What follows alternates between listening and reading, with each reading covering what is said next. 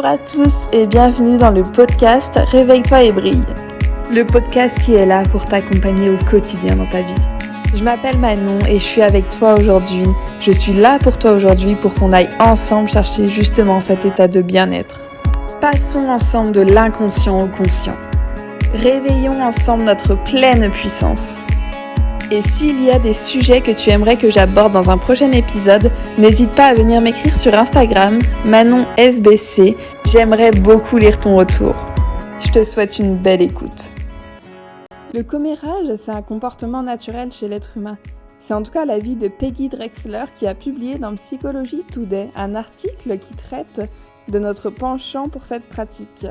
Selon elle, le commérage, il permet d'être en rapport les uns avec les autres. Mais quand le commérage sert également à isoler les personnes dont nous jugeons à tort ou à raison que le comportement nuit aux intérêts du groupe, si nous ne mettons pas un terme au commérage, ça va créer des blessures et ça va instaurer un climat de rancœur. Alors comment y faire face et s'en servir ? C'est ce que nous allons voir ensemble dans ce tout nouvel épisode de Réveille-toi et brille. Je te souhaite une belle écoute. L'origine d'une rumeur, elle vient tout simplement de la peur du vide. Quand on ne trouve pas de sens à ce qui se passe autour de nous, et quand ça manque d'informations, on va vouloir combler les vides. La grande force de la rumeur, c'est qu'elle a l'allure d'une véritable révélation.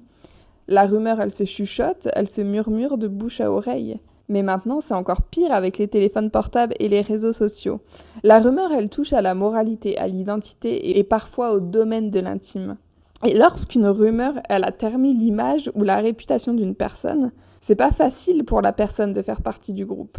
Et c'est très mal vécu à l'adolescence, où on est surtout en quête d'identité, parce qu'on sait pas trop qui on est à l'adolescence. On se cherche, et les choses qu'on va dire sur nous, en ne sachant pas nous-mêmes qui nous sommes exactement, ça va forcément plus nous toucher. Et une rumeur, ça peut vraiment tuer ou détruire une vie, que ce soit des enfants victimes de malveillance, de harcèlement ou des adultes qui ont vu leur carrière ou leur vie privée détruite par des rumeurs odieuses, ça peut vraiment briser une personne. Et la personne qui est à l'origine des rumeurs, c'est souvent qu'elle est elle-même fragile et donc elle va montrer une autre personne du doigt pour ne pas être confrontée à ses propres fragilités. Et en comprenant ça, dans certains cas, ça peut nous aider à redevenir acteurs de la situation. Socrate, dans la Grèce antique, il était considéré comme un grand sage. Et ses écrits sont restés une référence pour les philosophes contemporains.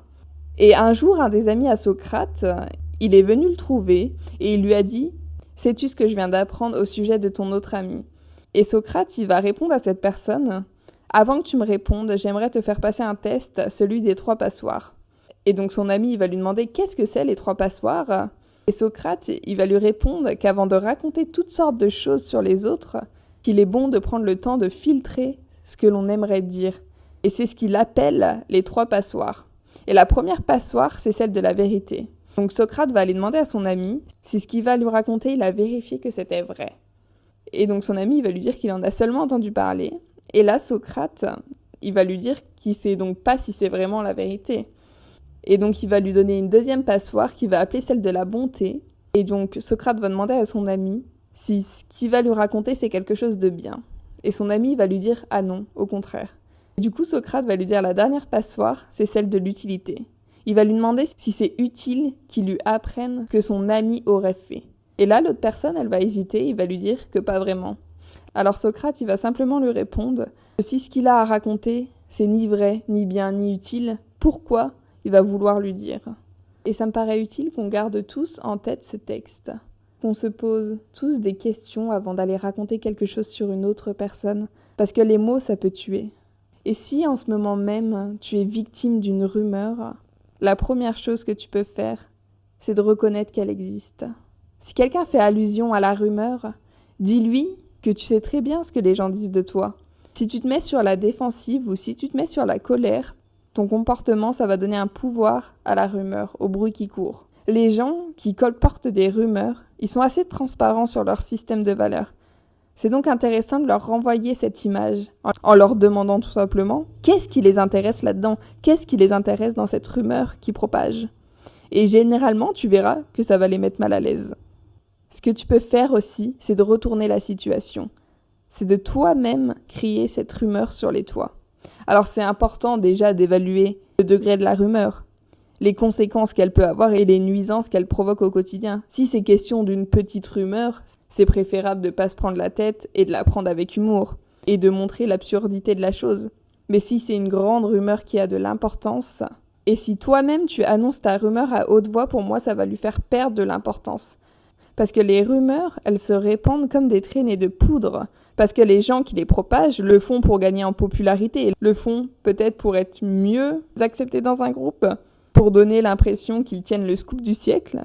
Et si tu diffuses publiquement leur scoop du siècle, entre guillemets, ils auront plus aucune raison de propager la rumeur parce que toi-même tu l'auras fait. Et bien sûr, il y a certains cas où t'as pas envie que ça se sache. Mais si tu penses qu'en parler à tout le monde c'est le meilleur moyen de prouver que c'est ridicule et d'arrêter les bruits de couloir, alors fais-le. Dans ces cas-là surtout, il ne faut pas que tu oublies qui tu es. Peu importe ce que les gens disent de toi, garde la tête haute et souviens-toi de qui tu es. Faut pas que tu laisses le pouvoir aux autres de juger ta propre valeur. C'est ça. Demande-toi pourquoi ça te touche autant que ces gens-là racontent quelque chose sur toi. Si une personne dans la rue ou un de tes proches vient te dire que tu fais 5 mètres de long, c'est tout con, hein, mais on est d'accord que ça ne te toucherait pas, parce que tu sais très bien que ce n'est pas le cas.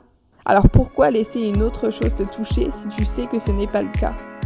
Et on va se quitter sur cette petite question. Cette semaine, j'aimerais remercier Mélanie pour son avis sur YouTube. Je me sens plus légère quand j'écoute tes podcasts. Surtout, n'arrête pas.